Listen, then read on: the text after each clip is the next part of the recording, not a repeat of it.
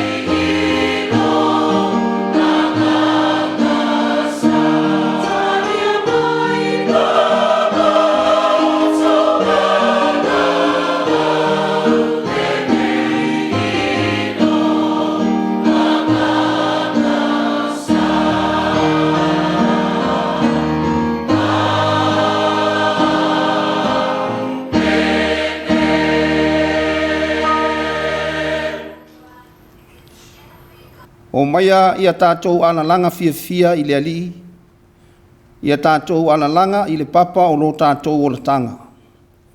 Ia tātou o atu I ona luma ma le viinga, ia tātou analanga ia ante ia I pese. A wā o le ali, o le atua sili lea, o le tupu tele lava o ia, e sili I atua o malava. Te o tātou te talo.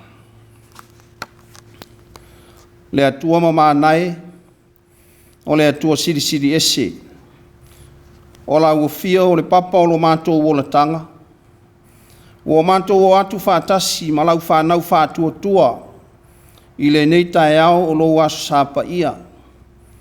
Mātou te avatu o le viinga o le whamanu ma le whawhitai I la uafio.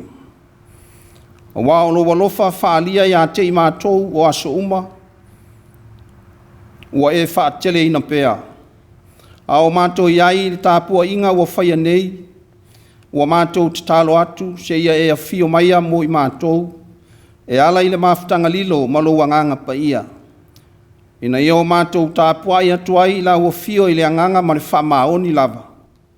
Ia I uatu mea uma I le whaasirisiri ina o lo vi inga e whavavau. O la mātou mua I te talo lea e ala atu ia Iesu Keriso o lo mātou wali whaola. Amene. O le a tātou vivi atu I le atua I lona vi inga o le pese lua se lau male lima. Lua se lau male lima le pese.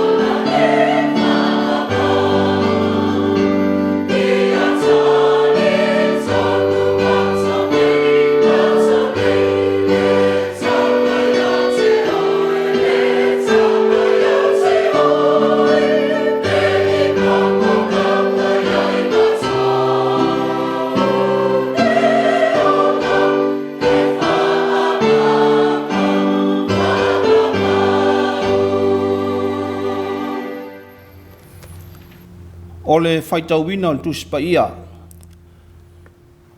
Tusi fifilia o le nei aso sā mai le tusi Faitau waso o le kalesia.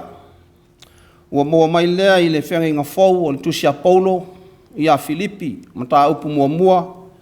O te Faitau mai le whai upu mua mua e o atu le whai upu o se furu malitasi. Tusi a Paulo i a Filipi o lor mata upu mua mua.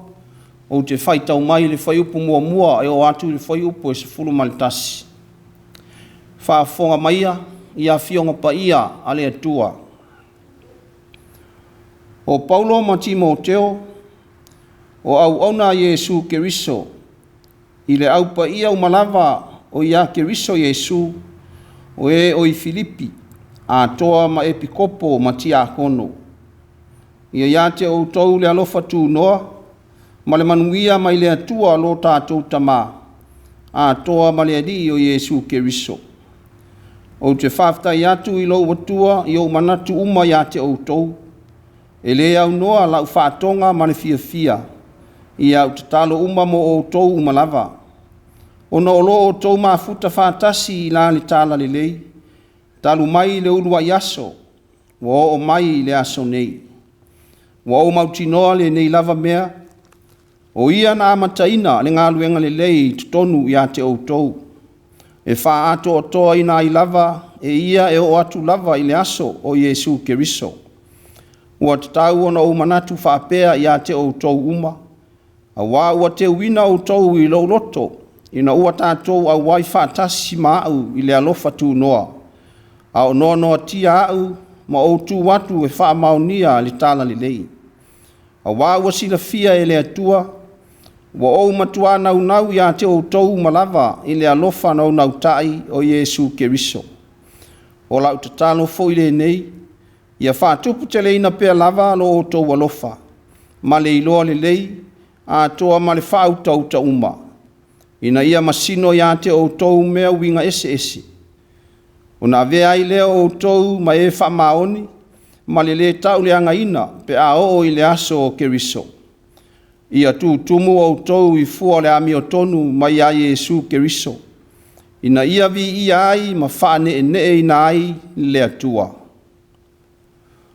Ia whaamanuia mai le atua, e ala i tātou whalongolongo, i ana fionga pa ia. Ia tu mau tu pēr ia te ia o le vi inga ma le mamalu a toa, ne i o i le whavavau lava. Amene. O le a tātou wifo o mantatalo i le atua. Le atua siri e se lo mātou tama o i le langi. O le atua o le mata i sau ma le tufunga poto o mea uma na e whaia. Mai i le amatanga e o atu i le whavavau. O le atua whai me sili. O le atua o le alofa. O le alofa e muti vale. O le whamaoni o lo alofa. Ua vivi i atua i lau whanau ma whai TAPUA'IGA i lau fio. Ua whaftai i lo alofa ma lo wanga le lei. Ua toe maua i le nei mafutanga fia ma lau whanau whātua. Ua mātou tāpua i whātasi atuai i lunga o le nei ala televise. Mai lava i so o seno whoanga mamao ma lata mai. Ua whaftai le atua mo le nei aso fou. O le ola fou ma le malo si fou wa e fo ina mai. Ua mātou mōli maua i pēa i wawenga e tele wa e whaia pēa mo lo mātou wola o aso uma. Ua tua na i atu le nama i aso maona fufuanga sa whenga iai i mātou uma. Au le nei ua toi ala whai mai le manuia ma le file mu mai lau fio. Ua whaftai le atua i lo le tu la fo ina o i mātou au whita loloa iai i le whātinonga o whe au ma Gāluega. O a onga o tā longa le whanau ai maise o TAPUA'IGA ana i o mātou mātua mātutua i tutonu o maota malawa. O whapea ina fo i le nofo tatalo ala ua whai Gāluega o le tāla le lei. Vi ia la ua fio le atua le tamā. Ua whawhitai i o manuia ma o tamau a inga. Mua le au noa na e whasoa mai lo mātou wola o aso uma. Mo le ngata i le ola le tino, ua whapea foi i le ola whaleanganga. Whaftai lau whamalo longa na i o mātou mātua mātutua, mai lātou uma o e o loo mawhatia i so se mawhatianga o le soifuanga nei. Mai se lava na i o mātou mātua o tau wivi pēa ma ti ngā o le tino, o a awhia ai lātou. Whaftai foi le lie, wa e whatau nu nisi o fuafuanga, mai se o whamoe moenga, sa whianga iai a inga, o i kāle sia manu i le nawa yaso o watua na iatu. Whamalo whaftai le atua. I le tana le lei a Yesu Keriso, wa mawhai ai o na fiso tai i mātou, o lau whanau whātua tua uma i le lalolangi. Ua vi ia le atua le tamā, o me le lei uma wa e whaia, ma tā pena mo i mātou uma o lau whanau. Ai mise lava o le neiva yaso, o lo o mātou iai au tau au fia ai lau i kāle sia au, whapotonga Kerisiano i Amerika Samoa e ala i lana whono tele o le nei tausanga. Ua whapea ina fo inisio i kāle sia i Samoa i sisifo. Whaftai au a fionga pa ia, pe ona mātou whalongolongo iai. O le ngata o le nei aso sā, a o aso sā uma o lo mātou wola. O la ua fionga pa ia e au maia tāna o le ola, tāla o le malamalama e savavali ma ola ai lau whanau whātua tua. O whaftai lo wanganga pa ia o lo mātou whisoso ani sili. E whātonu ina o mātou wala, e savavali ai ma le tonu ma whaia me sili mō lau o fio. A o sili la mātou whaftai, no Yesu Keriso lo mātou whaola, na ia lawe ina le soifua ma le ola o lau whanau mai le angsala. E ala i lona maliu, ma lona toi tū manu malo mai le oti ma le tūnga mau.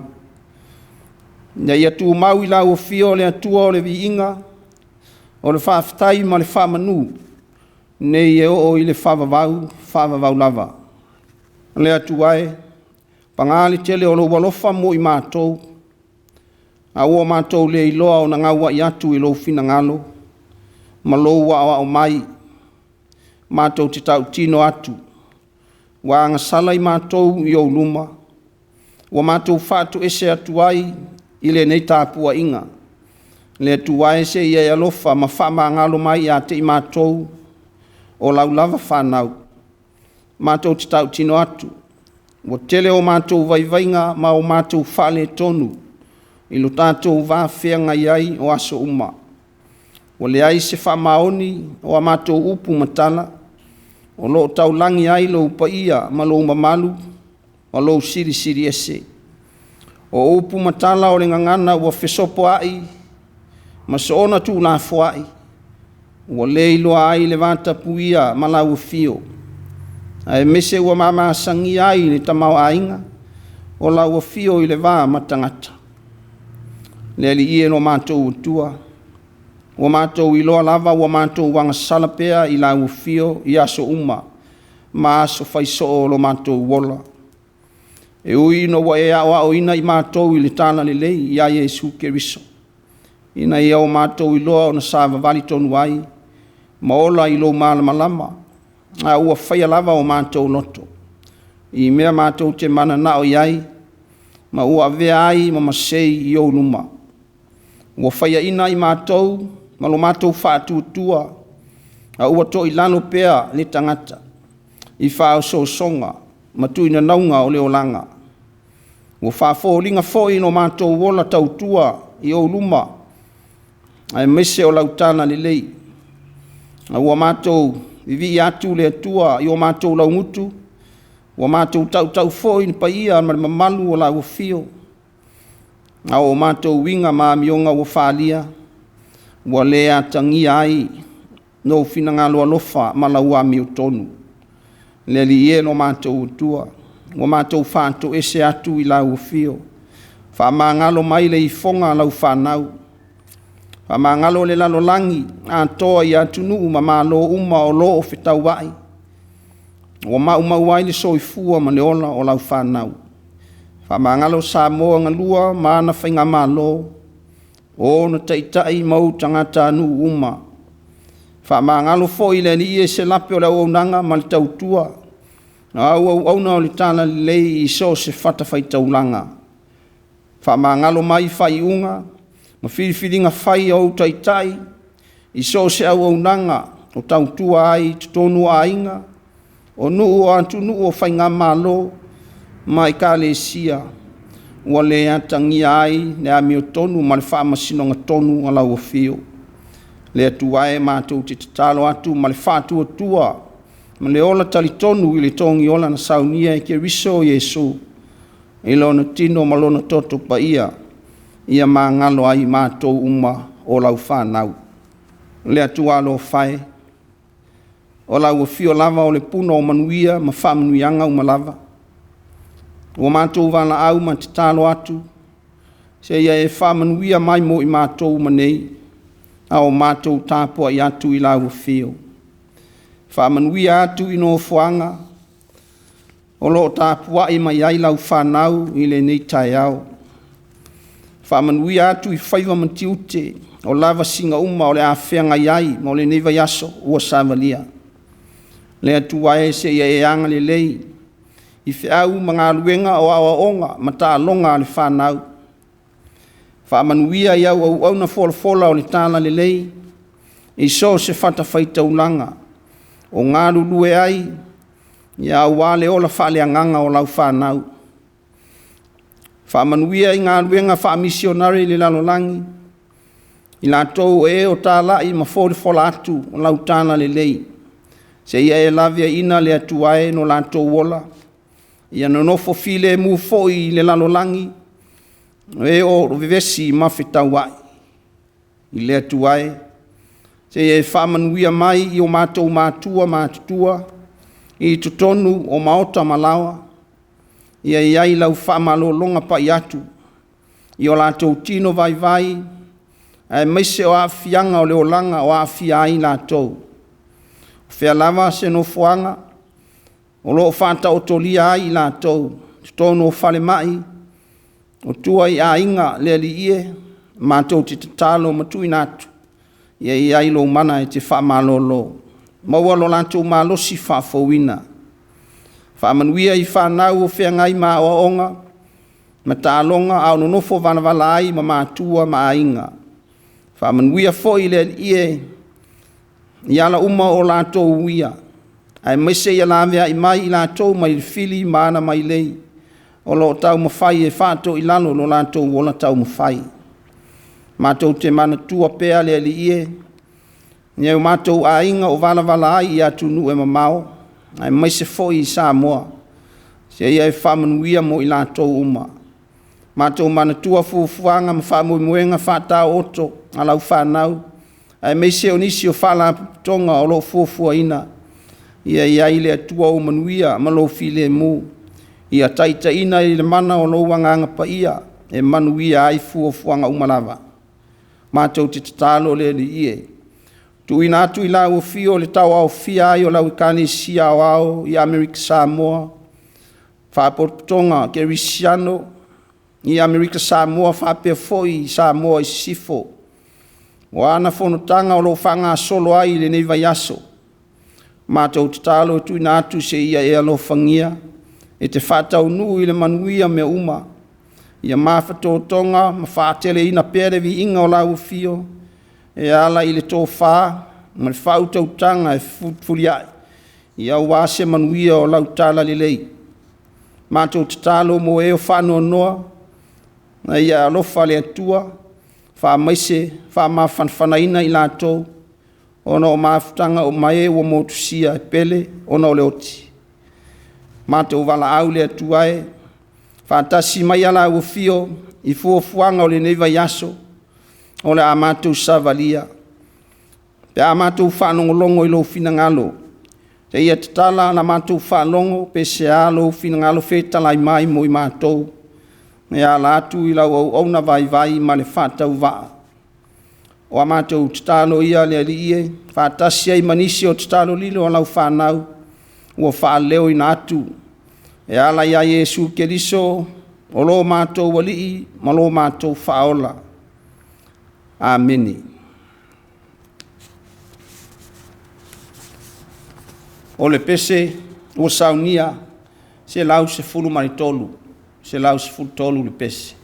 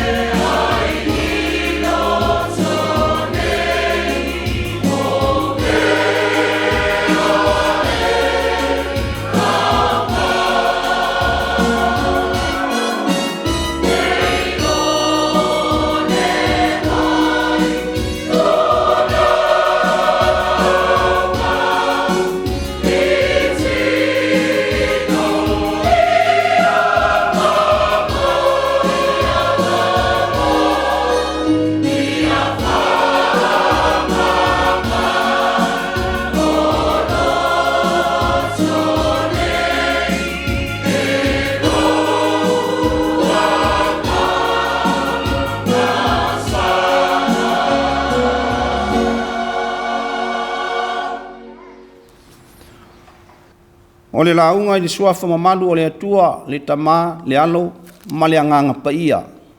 Ameni. O mawal matua o le launga mai le tusi sa faitauina o le nei asasa. Tusi a Paulo ia Filipi ma tā upu mua. A ua filifilia le fai upu e tolu, o se vaenga mua o le fai upu e 5, o le fai upu e 6, na ma le fai upu e 9. Whaafonga maia o te faitauina. O te whaftai atu i lo atua i o manatu uma ia te Autū. Ona o lo Autū mafuta whaatasi i la ni tala le lei. Wa o mautinoa le nei lava mea, o ia na amataina le Gāluega le lei i tonu ia te Autū. E wha ato o toa ina i lava e ia, e o atu lava i le aso o Iesu Keriso. O lau te talo fo i le nei, ia whaatupu tele ina pea lava lo Autū walofa, ma le iloa le lei, a toa ma le whautauta uma. Ua Autū manatu o le nei aso sa, mai le tusi Faitau aso o le Ekalesia, e whaapea, e le whaangaloina. E le whaangaloina. O le tala whaasolo pito o Samoa i lona tua nai, ma mea na tutupu ai. E le whaangaloina i loto maanganga. O tala e le to e tau whaamatala ina. A wā o tala wano fofale ia sātu ia maa ia ai o loto ma whina ngalo. O Samoa i lona tua nai. O se atunu sa ola whaapau o na tangata. Sa le i loa ni tana le lei i le ali o Iesu Keriso. O le atunu sa kolone i lalo pule anga malo titele o le lalo langi. Peitai na ua sulungia Samoa i le malamalama o le tala le lei ia Iesu Keriso.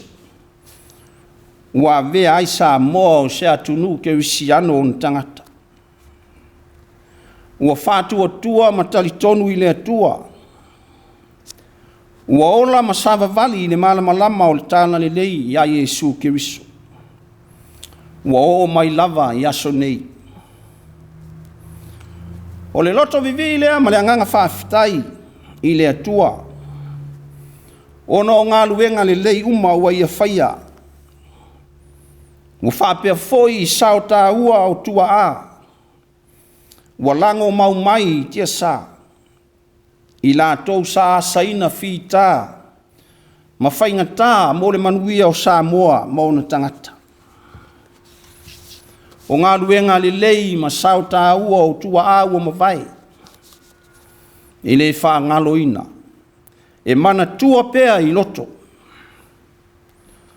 A o le vi inga le ma le whaafitai i le atua. A wā o ia lava na afua mai ai mea uma. O le atua o ia lava o le whaapongai. Na ia whaatupu ina ma amata le Gāluega.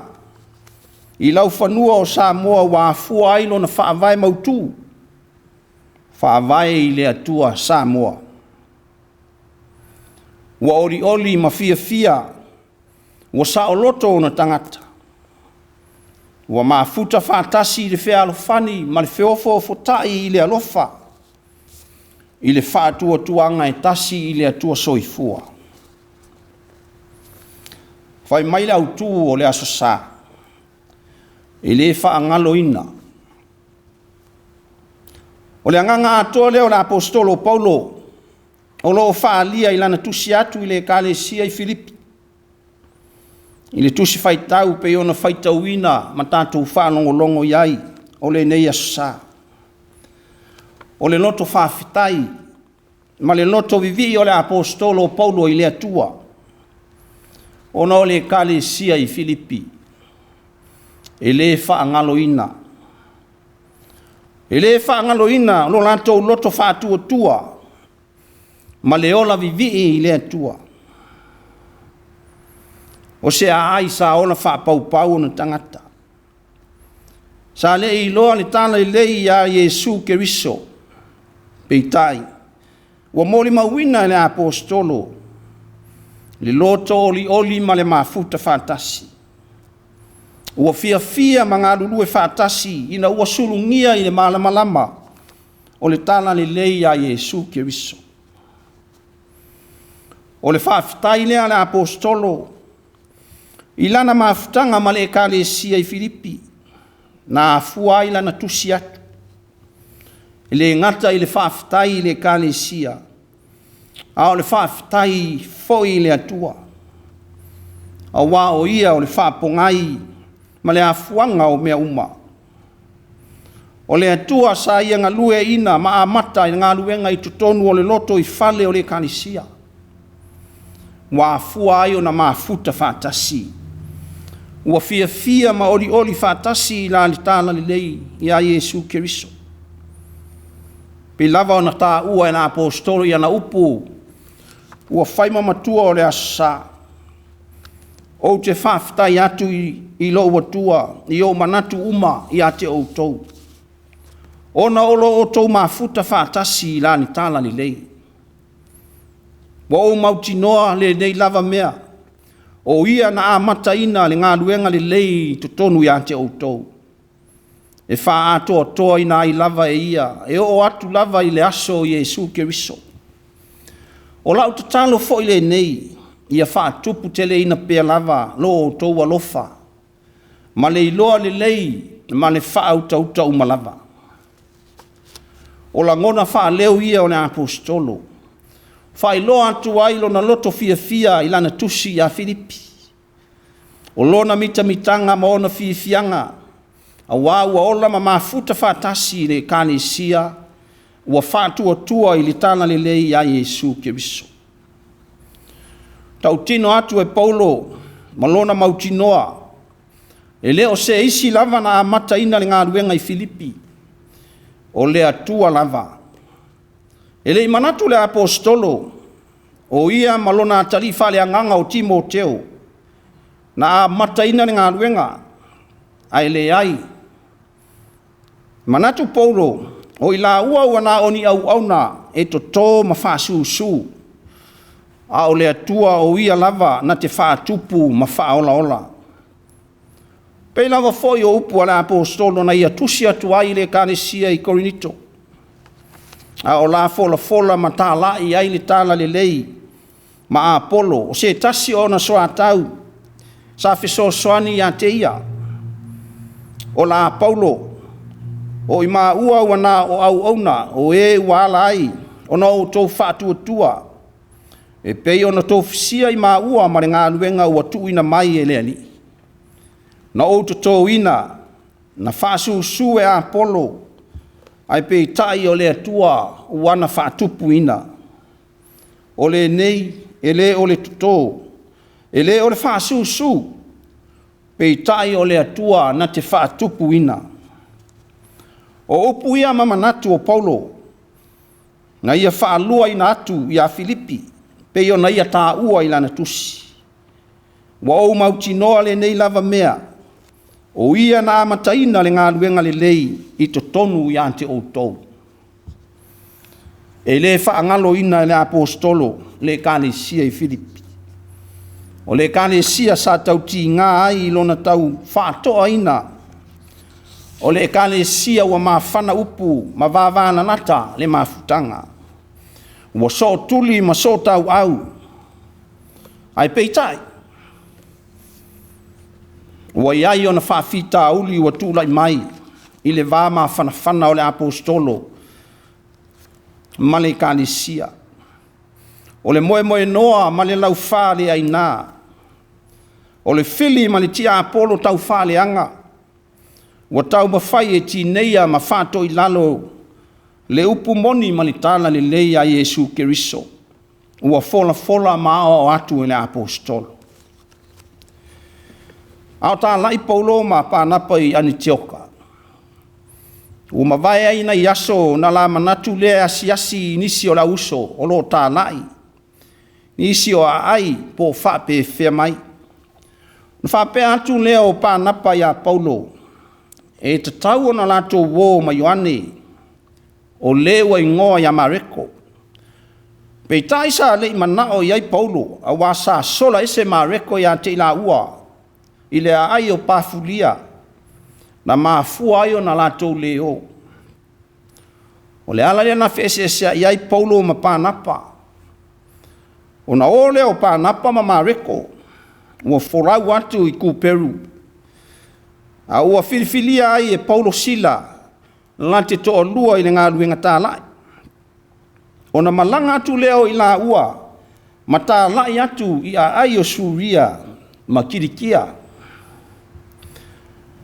Na o atu le malanga Paulo ma sila, ma la asia ai teipe, malusa, ma la mau ai Timoteo i le ai. O na tō fia i le Paulo Timoteo, e whai mauna tali, la te toa lua e whau au le Gāluega tā lai nisi o a ai o Asia. Sa pu lea whakolone Roma i nauna pō. Au a ngai atu Paulo ma Timoteo i a ai o le atu Asia. Wala ui ane i Ferukia ma Kalatia. Wala o atu i te roa ma malo lo ai. Mao i nana i loa ai e Paulo se whaalinga i le pō, a o malo lo ai i te roa. O lea whaalinga ua i loa e Paulo. Lo ta ua i le tusi o Gāluega la ua apostolo.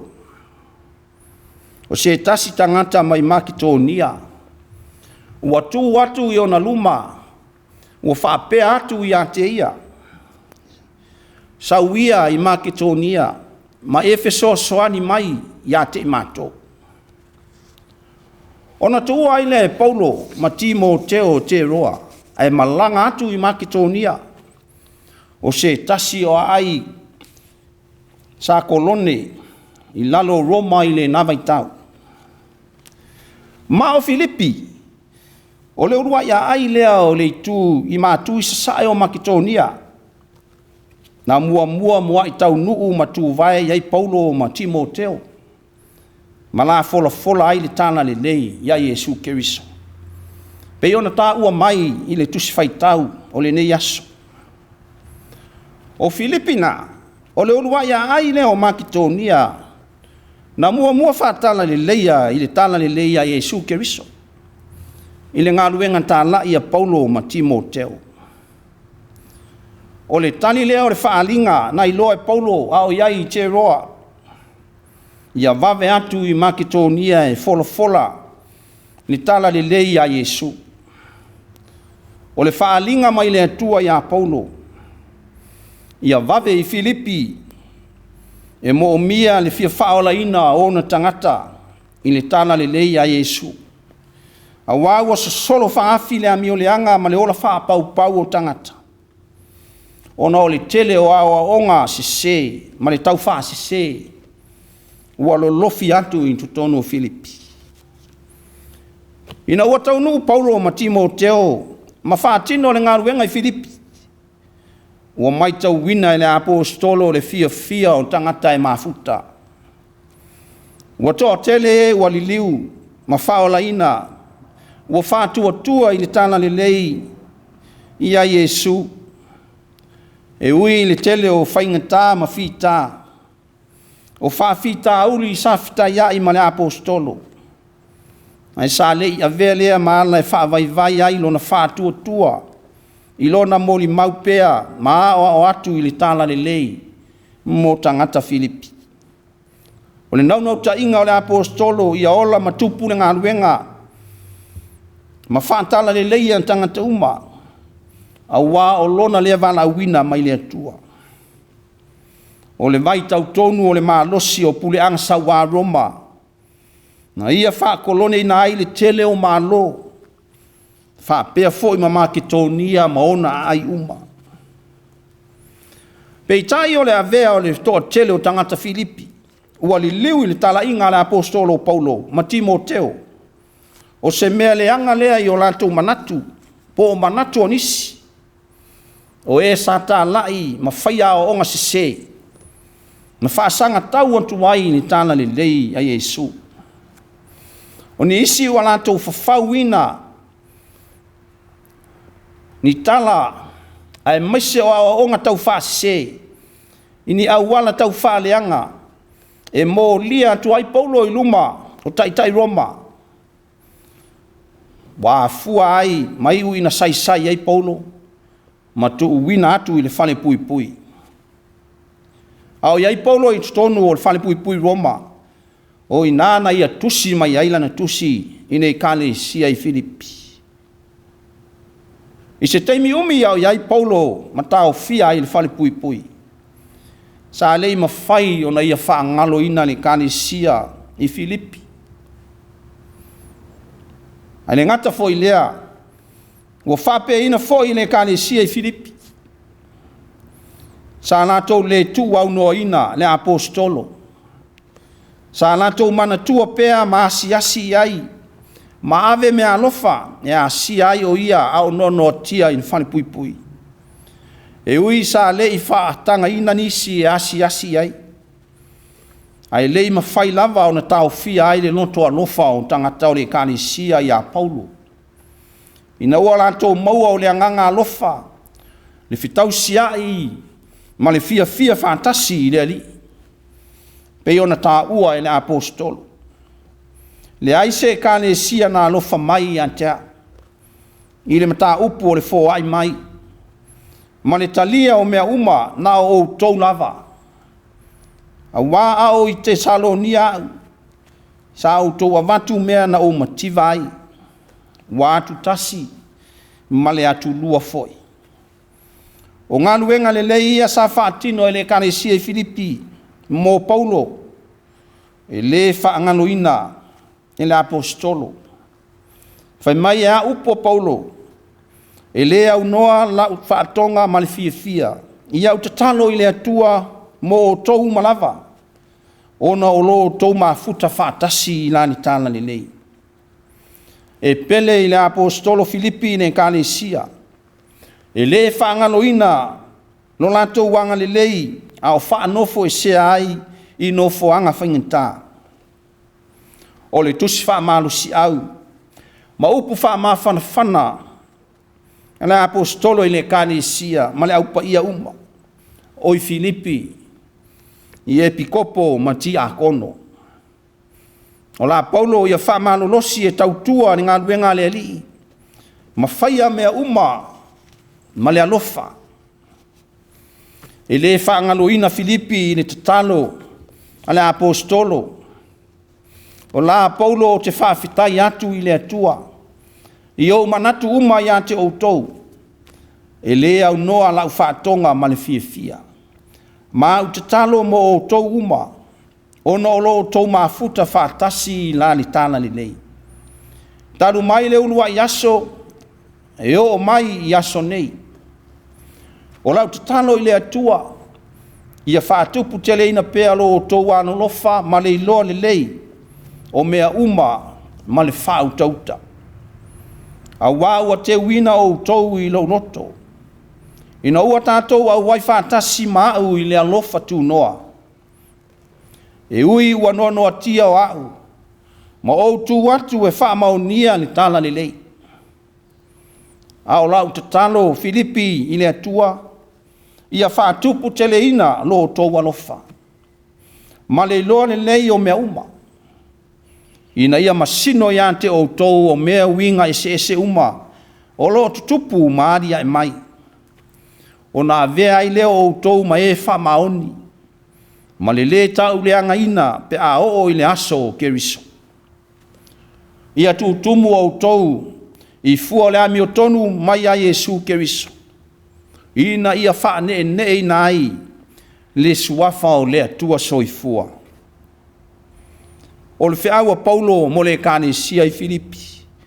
Mo le au whaatua tua. O le whiau foi lea mo I tātou uma ne whanaua le atua. Wa whaalongolongo mai I le nei aso sa. O le apostolo sa whea ngai ma ti ngā ma whaingata. O le Gāluega keriso.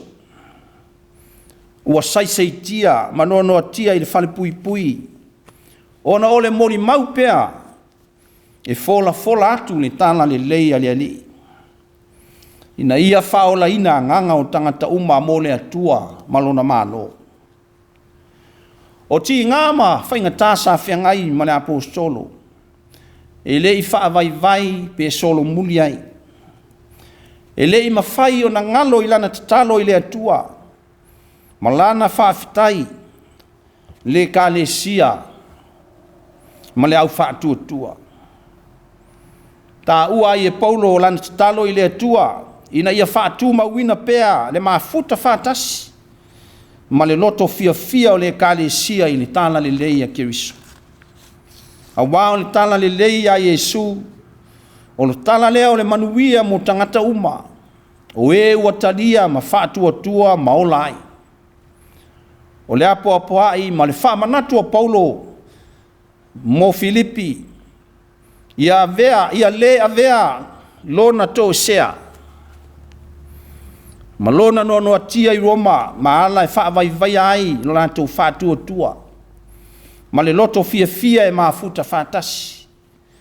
A ia oli ma le loto ngā tasitasi a Keriso Yesu.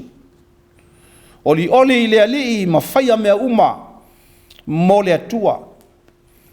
O lea whai le whaamamawha o le whiau o le tala le lei le neiva yaso o Savalia. Ia oli ma le loto ngā tasitasi a Keriso. Ioe lau soe ma le ainga whaatuatua o le atua. Whaalongo mai le neitai au. O le whiau mo au mai tātou uma. Ia oli I le alii. Ma tu mau I le alii ma le loto whaafitai. Pe o upu whaamanatu o Paulo ia Filipi. Ia Autū oli I le alii. O te toe whai atu ia Autū oli. Le au soe. O a whaingatā o mai o suinga ma whaalave tutupu o le olanga. O tātou waaia wā ngai mai o le whaamalosi. O le whiau o le tala le lei mo oe mai tātou uma. Ia mau wā pēa le whaatuatua I le ali. Ia fia ma oli I le ali e le au noa. A wā o le atua lava o ia na te lave ina lo soifua ma no tātou wola I taimi whaingatā. Ma aso le anga. O le atua lava na te lave a I ma whaola ia I tātou. Pe a o mai ne aso Keriso. O la Paulo ia Filipi. O lea foi lau soe mo I tātou. Ia whaatupu te leina pea e le atua lo tau walofa. Ma le lei o mea uma ma le whautauta. O na vea ai lea o tau mai tātou uma ma e wha maoni. Ma le tau leanga ina pea o I le aso o Keriso Yesu. Ioe lau soe, ne e manuia ma tātou maua wha manuianga, na e wha ngalo leo le atua. A ia manatua, e le wha ngalo ina I tātou e le atua I aso uma. E le tu la fo ina I tātou e le atua, I mea uma tātou te iai. A wao le atua o ia e alofa mai pea mo I tātou. Au tau au fia ai ne kalesia whaapoto ton Kerisiano I Amerika Samoa I lana fono tele o le nei tausanga. Lua afe lua wha. Te manatu o se whiau le lei o toi wha manatu mai e le apostolo. I lana tusi atu I le kalesia I Filipi. Ia ngā lulu e fia. Ia maafuta whaatasi ma le oli I le ali. O se whiau e wha manatu mai pea mo I tātou. Ngā lulue, ma whaia ngā luenga le lei ma le alofa. A o sao tā ua, ma sao au ngā o tamā. O tina mai lātou. O tai o le kānesia ua lango mau mai I atutia. Ua malo lo mai le ngā luenga. Ngā luenga le lei ia e le wha ngalo ina. I lātou o e na asa ina le lave, ma le ngasua o le tae ao le tāna le lei. Mo le manuia o le laumua o lana I kānesia. Lea ua tātou vaia. Ua utu vai mai tama whanau mai I ma o le lalolangi. Ua manuia ua tupu ma ola le ngā nuenga. Ma ua vaia ngā nuenga le lei ua whaatino mo le alii malana tala le lei. Pe leo le vi inga lea ma le whaafitai le atua. A wawa leo le tangata. a o le atua lava o ia na a mataina ma whaatupu ne kānisia. Mai lava i lona lua i aso se ia o mai le aso. O le tatalo fo i lea ia whaatupu ina pea e le ali. Le oli ma le noto ngā tasitasi o lana whanau i a Keriso. E whai ai ngā ruenga le lei. E ati na e aila i kānisia mo le manuia whale nganga o lana whanau mo le lumanai. Ia maua e lana i kānisia le ngā lulue fia le whealo whani ma le file mu o le ali.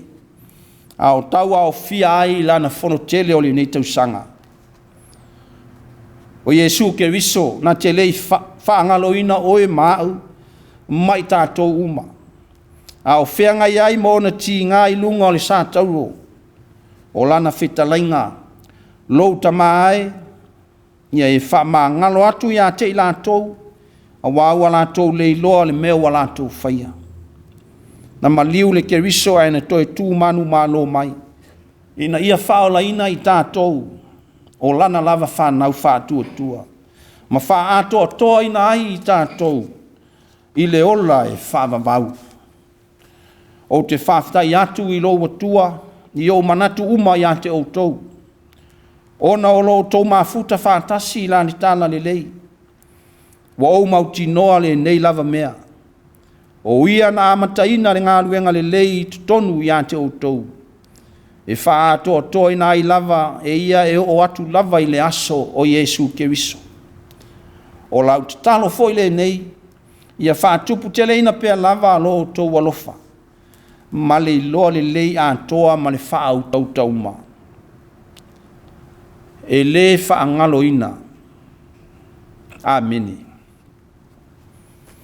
O le a tātou wha iu i le pese se lau vanu sifuru ma le lua. Se lau vanu sifuru ma le lua le pese.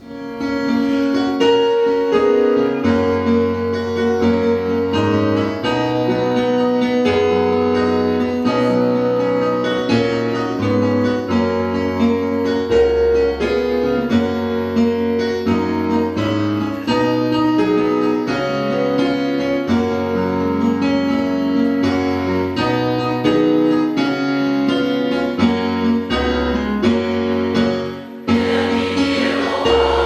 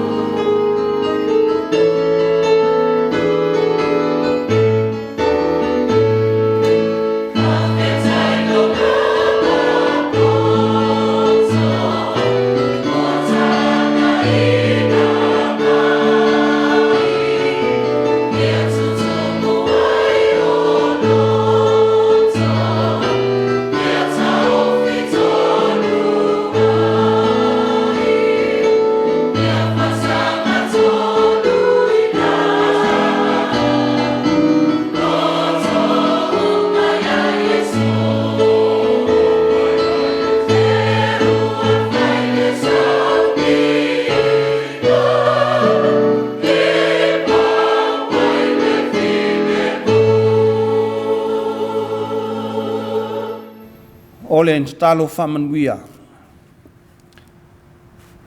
Ia whaifo mai langi manuia ma whamanuianga lau o fio le atua le tamā. I lunga o lau whanau whātua tua umanei i male lalo langi atoa. O le alofa sa ili mai o Yesu ke riso lo mātou wali whaola ma ia mafuta mai lo wanganga pa ia mo i mātou umanei ma aso umalava e o i le whavavau lava. Amen.